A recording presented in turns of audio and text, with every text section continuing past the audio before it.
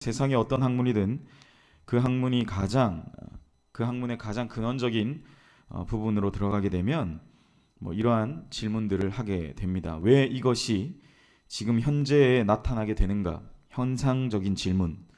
그러한 사실에 우리는 주목하게 됩니다. 이 말은 모든 것의 근원에 대한 인간은 여전히 그리고 아직 진정한 해답을 찾지 못했기 때문입니다. 모든 것의 시작에 관한 것, 어디서부터 이것이 기인했는가, 왜 나타나게 현상적으로 나타나게 되었는가라는 현상 속에서 우리는 이것에 대한 가장 근원적인 것에 대한 탐구를 하게 된다라는 거죠. 이 근원에 대한 것, 인간이 여전히 진정한 해답을 찾지 못한 이 세상의 많은 사람들이 그 해답을 찾기 위해서 나아가고 있는 이 근원에 대한 부분, 이것 때문에 사실 세상의 학문과 성경의 가장 극명하고 큰 대척점, 반대되는 입장들이 발생하게 된다라는 거죠. 생명은 어떻게 탄생했는가? 인간은 어디로부터 왔는가? 우주는 어떻게 형성되었나? 자연은 어떻게 생겨나게 되었는가라는 그런 질문입니다. 더 나아가면 우주 가운데, 이 거대한 우주 가운데 외계의 생명체는 있는가라는 이러한 질문들이 우리에게 생겨나게 된다라는 거죠. 세상의 많은 학문들은 각자의 영역별로 이러한 학문적 질문들에 대해 답을 하려고 노력합니다.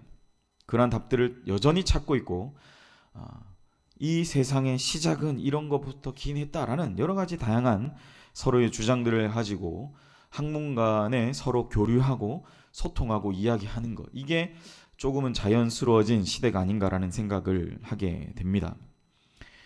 마찬가지로 하나님의 말씀인 성경도 이에 대한 답을 우리에게 주고 있죠. 창세기 1장 1절은 이렇게 시작합니다. 태초에 하나님이 천지를 창조하셨다. 태초라는 이 시간의 시작점에 하나님이라는 전능자가 이 하늘과 땅을 창조하셨다라는 것을 우리는 믿고 고백합니다. 그래서 우리가 이제 하나님의 창조를 믿는다면 세상의 학문은 진화, 자연 발생한, 그리고 그 이후로 점점 발달하게 되는 그 생명체, 그리고 자연 만물이 이렇게 형성되었다라는 것을 가장 극명하게 대립하면서 나아가고 있다라는 것이죠. 중요한 것은 성경에 태초라는 그 시점에 하나님이 천지를 창조하셨다라는 사실입니다. 여기 앉아 계신 저와 여러분은 그 하나님을 믿고 오늘 이 밤도 그 하나님께 우리는 기도하기 위해서 이 자리에 나왔음을 기억하시기를 소망합니다. 이 말씀 하나로 생명에 대한, 또한 모든 자연 만물에 대한, 또한 여기에 현존하고 있는 사유하고 또 말하고 문화를 창조해 나가는 인간에 대한, 또한 우리가 다 각자가 경험할 수 없지만 우주에 대한 그 기원에 대한 그 해답이 바로 우리는 이 창세기 1장 1절에 나타나 있다라는 것이죠. 우리는 바로 이러한 하나님을 믿습니다. 세상 만물을 만드시고 사람을 만드시고 또한 그 사람들을 택하셔서 하나님의 자녀로 삼아주신 그 주님을 우리는 이 밤에 믿고 나아가는 줄 믿습니다. 여러분 다 믿으시죠? 그 하나님을 믿을 뿐만 아니라 사랑하시죠? 그러한 하나님의 은혜가 어쩌면 이 시대 가운데도 정말 필요하지 않은가라는 생각을 합니다.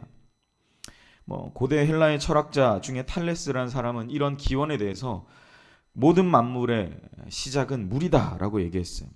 근데 찾아보니까 이 탈레스가 살았던 지역에 물이 많았다라고 해요. 그리고 이 사람이 물이다라고 말하게 된 결정적인 이유는 생명이 탄생할 때, 아이가 태어날 때 보니까 그 여인의 양수가 터져 나오는, 그 임산부 양수가 터져 나오는 것을 보고 생명이 탄생할 때 그 모습이 바로 물과 함께 했기 때문에 그 만물의 근원의 시작은 물이다라고 얘기했어요. 또 다른 어떤 철학자는 불이다라고 말했고, 어떤 철학자는 원자, 작은 입자라고 말했던 것을 우리는 기억합니다. 세상의 많은 사람들은 각자의 말로 만물의 근원에 관해서 이렇게 이야기하지만 우리는 바로 말씀 하나로 모든 것을 창조하신 그 하나님을 믿으며 그 믿음의 자리로 함께 나아가는 저와 여러분 되시기를 주의 이름으로 간절히 축복합니다. 오늘 본문은 모든 세상의 만물의 주인이 되신 하나님께서 그 사랑하시는 자녀된 이스라엘 백성들에게 차지하게 하신 땅으로 들어가게 하신 말씀을 기록합니다. 하나님은 차지하게 하셨습니다. 우리를 만드신 하나님은 우리로 하여금 이 땅을 살아가도록 각자에게 허락하신 마땅한 분복들을 허락하고 계시다라는 사실입니다. 오늘 본문이 이렇게 기록하죠. 7절, 모세가 여호수아를 불러 온 이스라엘의 목전에서 그에게 이르되 너는 강하고 담대하라. 너는 이 백성을 거느리고 여호와께서 그들의 조상에게 주리라고 맹세하신 땅에 들어가서 그들에게 그 땅을 차지하게 하라. 하나님은 그들에게 차지하게 하셨습니다. 하나님께서 그 조상들에게 약속하신 이스라엘 백성들, 그들에게 주실 그 땅, 그들이 기업으로 얻을 땅, 그곳에서 영원토록 하나님을 경외하면서 하나님을 경외하는 자들에게 주시는 어떤 복입니까? 천대에 이르도록, 만대에 이르도록 주시는 그 은혜, 하나님을 경외하며 천대에 걸쳐서 살아가게 하실 그 땅을 기업으로 차지하게 하셨다라는 사실에 우리는 주목해야 될 것입니다. 사랑하는 여러분, 2019년 한 해 하나님께서 여러분으로 하여금 차지하게 하실 줄 믿습니다. 정복하게 하며 차지하게 하시고 이미 차지한 것은 더 굳건하게 세워 가실 줄 믿습니다. 약속의 땅에서 그들이 차지해야 할 것은 무엇이었습니까? 신명기 11장은 축복과 저주를 차지하게 될 것이라고 말해요. 그래서 이러한 축복과 저주를 반드시 이스라엘 백성이 거주할 땅에 가서 선포하라라고 말씀했습니다. 그러니까 여러분, 약속의 땅에 들어갈 때 가서 그들이 차지하게 되는 것은 그 땅을 기업으로 차지하게 되는데, 그것은 실제로 어떠한 형태로 나타나냐? 축복과 저주의 형태로 나타난다는 거예요. 이 말씀은 하나님의 언약의 제단이 있던 세겜, 아브라함이 쌓았던 곳, 아브라함이 제단을 쌓았던 곳 중에 한 군데인 세겜, 그 세겜이라는 도시에서 이렇게 눈을 들어 바라보면 좌우에 서 있는 그리심산과 에발산에서 기업으로 차지하게 하실 그 땅, 그 땅에서 이 복과 이 축복과 저주의 말씀을 선포하라라고 말씀하셨다는 거예요. 신명기 11장 29절 31절까지의 말씀이에요. 내 하나님 여호와께서 내가 가서 차지할 땅으로 너를 인도하여 들이실 때에 너는 그리심산에서 축복을 선포하고 에발산에서 저주를 선포하라. 이 두 산은 요단강 저쪽 곧 해지는 쪽으로 가는 길 뒤 길갈 맞은편 모래 상수리 나무 곁에 아라바에 거주하는 가나안 족속의 땅에 있지 아니하냐. 너희가 요단을 건너 너희의 하나님 여호와께서 너희에게 주시는 땅에 들어가서 그 땅을 차지하려 하나니 반드시 그것을 차지하여 거기 거주할지라. 중요한 것은 약속의 땅에서 우리가 차지하게 되는 것은 바로 하나님께서 열어놓으신 이 두 가지의 길이 있다는, 그게 하나는 뭐예요? 복의 길이고 하나는 저주의 길, 둘 다를 차지하게 된다는 사실입니다. 사랑하는 여러분, 우리의 눈앞에 하나님 앞에 복과 저주가 여러분 앞에 좌우로 펼쳐져 있다는 사실을 기억해야 돼요. 사랑하는 여러분, 우리가 차지하게 될 것인데 여러분은 어떤 걸 취하고 싶으십니까? 제가 여쭤보는 거예요. 여러분 뭘 취하고 싶으세요? 저주를 취하고 싶은 분 여기 아마 한 분도 없을 겁니다. 그죠? 당연히 복입니다. 어떤 복이에요?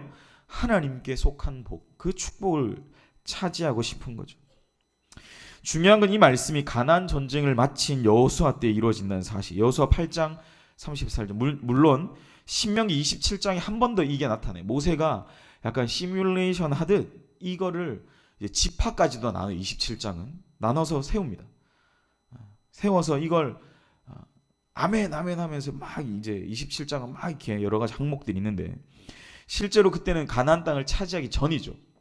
근데 실제로 여호수아 8장 이 33절에 보면 그 땅에 들어가서 정복 전쟁을 마친 후에 실제로 이걸 그대로 재현하는 여호수아의 모습이 나타나 있다라는 것이죠. 온 이스라엘 8장 33절 여호수아, 온 이스라엘과 그 장로들과 관리들과 재판장들과 본토인뿐만 아니라 이방인까지 여호와의 언약궤를 맨 레위 사람 제사장들 앞에서 궤 좌우에 서되 절반은 그리심 산 앞에 절반은 에발 산 앞에 섰으니 이는 전에 여호와의 종 모세가 이스라엘 백성에게 축복하라고 명령한 대로 함이라. 신명기 27장에 있는 모세가 이미 시연한 그 모습 그대로 여호수아는 오늘 주님께 속한 이 복과 저주의 말씀을 선포해요. 실로 놀라운 하나님의 언약의 성취라고 할 수 있죠. 너희가 하나님의 어떻게 하면 복을 받습니까? 하나님의 말씀대로 순종하고 준행하며 살아가면 그 땅에서 복을 받는 것이고, 만약에 하나님의 말씀대로 살지 않으면 너희는 그 언약의 땅에서 저주받을 것이다라는 거죠. 여러분, 실제로 그 이후에 여호수아 이후에 성경을 쭉 읽어보시면 복을 받을 때와 저주를 받을 때에 관한 이야기가 아주 극명하게 이제 드러나 있다라는 것을 우리는 그 이후에 사무엘 상하, 열왕기 상하, 심지어 나중에 유다의 족보를 기록한 유다 왕들의 족보를 상세하게 서술하고 있는 역대 상하의 기록들을 볼 때 이 복과 저주의 말씀이 극명하게 선포되어지는 것을 우리는 보아야 할 것입니다. 실로 놀라운 하나님의 언약의 성취죠. 여호수아는 모세의 말대로 모세가 그에게 보여주었던 그대로 정복 전쟁을 마치자마자 이 복과 저주의 시연을 그 현장에서 직접 진행하고 있다는 사실에 우리는 주목해 보아야 할 것입니다. 사랑하는 여러분, 여러분은 하나님 앞에서 무엇을 차지하며 살기를 원하십니까? 아마도 하나님 앞에 저주받고 싶은 사람 아무도 없을 거예요. 그죠? 하나님 앞에 속한 복을 구하며 살기를 우리 모두는 원해요. 바로 오늘 말씀이 그겁니다. 너희가 하나님의 그 약속의 땅에 들어갈 때 무엇을 차지하라라고 모세 그리고 여호수아는 강력하게 권면하고 있습니까? 바로 하나님이 우리에게 내어주신 그 복, 바로 하나님이 차지하기 원하셨던 그 땅으로 들어가서 하나님 앞에 속한 그 복을 차지하며 살아가기를 간곡히 우리에게 부탁하고 있다는 사실을 우리는 분명히 기억해야 될 줄 믿습니다. 그 땅으로 들어가, 연희동 이 땅으로 들어와 하나님께 속한 복을 차지하며 살아가시는 여기 모인 우리 모두가 되시기를 주님의 이름으로 간절히 소원합니다. 이제 오늘 이 밤부터일 것입니다. 작년 추석 이후로 여러분 각자 떨어졌던 이제 가족들을 만나게 되십니다. 말씀으로 주님께 한 해를 우리는 부탁드리며 우리는 우리의 모범이 되는 구약 이스라엘 백성 앞에 놓였던 이 복과 또한 저주를 한번 생각해 보아야 될 것입니다. 여러분, 무엇을 차지하시겠습니까? 무엇을 취하며 주 앞에 2019년 한 해를 시작하셨는데 여러분 무엇을 차지하며 나아가시기를 원하십니까? 하나님 앞에 놓인 이 복된 삶을 추구하며 나아가시는 우리 귀한 연희교회 모든 주님의 백성들 되시기를 소망합니다. 올 한 해 시작하시면서 여러분 안에 마음에 하나님 주신 어떠한 마음의 소원을 가지고 또한 교회를 향한 여러분 가정을 향한 또한 사업을 하시는 분들은 생업에 또한 여러분 각자 맡은 그 기업으로 주신 그 땅에서 그 분복을 어떤 것들을 받으며 여러분 올 한 해를 2019년 이 미래를 설계하며 나아가고 계십니까? 여기 보니까 나이가 지긋한 은퇴하신 나이가 지긋한 분에서부터 오늘 우리 셀라 찬양단 찬양하며 반주하는 우리 청년에 이르기까지 많은 연령대 다양한 분들이 여기에 모여 계십니다. 각자는 분명히 하나님께서 주신 그 분복이 다를 거예요. 하나님께서 차지하게 하신 그 땅에 관한 기준이 다 다를 겁니다. 어떠한 기준인가? 어떠한 각자의 말로 이 말씀을 받을 것인가? 여러분 이 밤에 한번 생각하시면서 작년보다 올해가 주님이 주시는 그 은혜가 더 풍성하게 여러분 가운데 역사하는 여기 모인 우리 모두가 되시기를 여러분의 삶이 되시기를 주님의 이름으로 간절히 축복합니다. 그 은혜 하나님 이 은혜를 주시옵소서. 오늘 그러한 기도가 우리의 기도가 되어야 될 줄 믿습니다. 어떠한 마음의 소원을 가지고 어떠한 기도의 제목을 가지고 어떠한 주 안에 마음의 소원을 가지고 이 한 해를 설계하며 나아가고 계십니까? 제가 이번 주에 한 가정을 신방하면서 참 어르신, 나이 많으신 아흔이 되신 어르신을 모시고 살아가는 그 가정이었어요. 며느리가 그 할아버님, 그 시아버님을 모시고 살아가는 가정에서 함께 예배드리며 또 구역역 몇 분과 함께 가서 함께 말씀을 나누었습니다. 제가 뭐 설교하고 그다음 다가를 나누면서 물어봤던 건 하나였어요. 올 한 해 이 가정의 기도 제목 뭡니까? 처음에는 쭈뼛쭈뼛 하면서 말씀 잘 못하시다가 나중에 전부 다 이게 아버님에 대해서, 남편에 대해서, 자기 자신에 대해서, 또 언니가 몸이 안 좋아서 와 있는데 그 언니의 건강을 위해서 거기서 지금 치료를 받으면서 그 집에서 거주하고 있더라고요. 함께 기도하면서 그렇게 치료를 받고 계시고, 또 사랑하는 아들 또 딸을 위해서 그 가정의 모든 기도의 제목이 얘기하는데 막 쏟아져 나오기 시작하더라는 겁니다. 여러분, 올 한 해 여러분 어떤 마음의 소원을 가지고 한번 각 가정별로 기도의 제목을 작성해 보셨나요? 이제 내일부터, 그죠? 오늘부터 이제 구정 명절이 실제적으로 시작되고 다음 주 월화수가 그 명절입니다. 여러분, 새해 우리는 많은 사람들이 뭐 황금 돼지 해라고, 그죠? 그냥 뭐 물질의 복이 세상 사람 쏟아진다고 막, 저도 누가 10,000원짜리를 빳빳한 걸 한 장 해가지고 갖다 주시더라고. 이렇게 세상 사람들이 황금 돼지, 뭐 황금 돼지, 물질의 복을 많이 받는 해인가 봐요, 올해가. 그러니까 사람들이, 세상 사람들도 자신이 믿는 그 미혹해하는 이 세상의 신, 이 세상의 신을 따라 어쩌다가 우연히 그렇게 될지도 모르는 삶의 상황들, 그렇게 처해질지 모르는 그러한 마음의 소원을 따라 그렇게 살아가더라는 사실입니다. 그런데 하나님, 참된 하나님을 섬기는 우리는 이런 마음의 소원이 없는 것을 볼 때 참 저는 너무나 안타깝습니다. 여러분, 우리 안에 하나님이 올 한 해 우리에게 어떻게 우리의 인생을 펼쳐가실지, 여러분, 오늘 우리에게 주신 이 약속의 말씀을 통하여 주신 그 땅에 들어가서 차지하게 하시는 그 은혜, 특별히 하나님께서 우리에게 펼쳐놓으신 그 복을 가득히 누리는 이 한 해가 되시기를 간절히 소망합니다. 마음의 소원을 가지시기를 소망합니다. 기도 제목을 써보시기를 소망합니다. 특별히 오늘 저희 교회가 매주 금요일마다 기도하지 않습니까? 여러분, 제가 기도하면 가끔 그래요.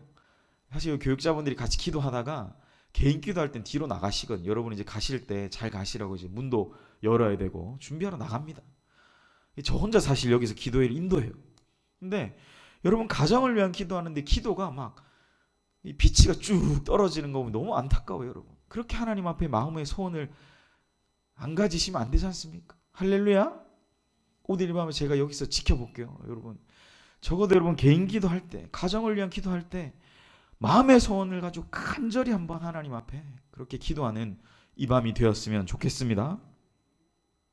청년들은, 공부하는 청년들은 학점이 올라가고 장학금을 받게 되는 기적과 같은 역사가 있기를 소원합니다. 저는 다 잘 됐으면 좋겠어요, 우리 교회가. 할렐루야. 제가 뭐 여기 복과 저주 얘기했는데 여러분 막 저주받아 얘기하려고 여기 섰겠어요, 여러분. 다 잘 돼. 작년보다 더 잘 되는 은혜가 우리 여기 모인, 특별히 여기 모인 우리 모두에게 있기를 주님의 이름으로 간절히 소원합니다. 말씀을 정리합니다. 말씀대로 믿음의 길을 걸어가기 위해서 우리는 우리가 믿는 분이 어떤 분이신지를 분명히 생각해야 돼요. 제가 그래서 오프닝 때 말씀드렸죠. 태초에 하나님이 천지를 창조하셨다. 우리는 그 창조주 하나님을 믿어요. 어두움에서 빛을 창조하신 분, 사막에 길을 내시는 분, 완전히 불가능한 일 아닙니까? 인간의 그 어떤 언어나 철학, 세상의 어떤 학문도 완벽히 설명할 수 없는 그 전지전능하신 하나님께서 바로 내가 믿고 내가 의지하는 우리 가정의 믿음으로 고백하는 그러한 하나님이 되신다는 사실, 그분이 우리를 사랑하신다는 사실, 그분이 주실 수 있는 최고의 이 인생의 복을 주시려고 2019년 한 해를 시작하게 하셨다라는 사실을 기억하시기를 소망합니다. 서로 사랑하며 서로를 아끼는 한 해가 됩시다. 무엇보다 작년 한 해 해결되지 못했던 모든 문제의 근원들이 말끔하게 해결되는 한 해가 되기를 소원합니다.